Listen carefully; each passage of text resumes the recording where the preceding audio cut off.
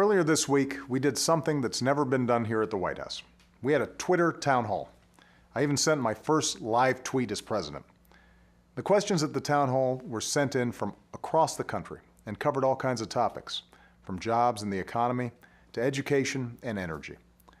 Lots of people also submitted different versions of another question. They'd start by saying that our politics has grown so contentious. Then they'd ask, when will both parties in Congress come together on behalf of the people who elected them? That's a really important question, and it goes to the heart of a debate we're having right now in this country. And that's the debate about how to tackle the problem of our deficits and our debt. Now, there are obviously real differences in approach. I believe we need a balanced approach. That means taking on spending in our domestic programs and our defense programs. It means addressing the challenges in programs like Medicare, so we can strengthen those programs and protect them for future generations. And it means taking on spending in the tax code, spending on tax breaks and deductions for the wealthiest Americans.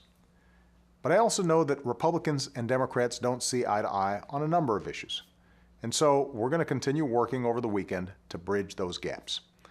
The good news is, we agree on some of the big things. We agree that after a decade of racking up deficits and debt, we need to get our fiscal house in order.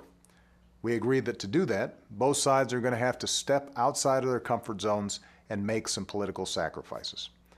And we agree that we simply cannot afford to default on our national obligations for the first time in our history, that we need to uphold the full faith and credit of the United States of America.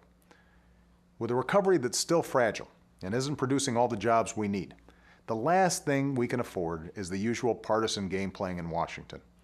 By getting our fiscal house in order, Congress will be in a stronger position to focus on some of the job-creating measures I've already proposed, like putting people to work rebuilding America's infrastructure, or reforming our patent system so that our innovators and entrepreneurs have a greater incentive to generate new products, or making college more affordable for families.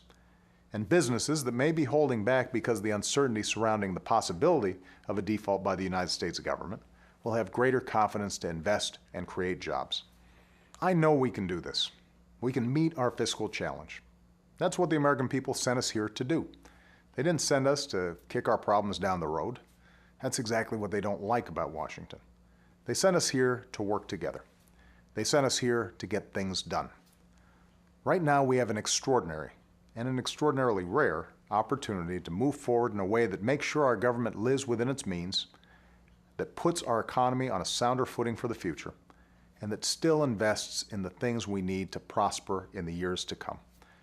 And I'm hopeful that we will rise to the moment and seize this opportunity on behalf of all Americans and the future we hold in common.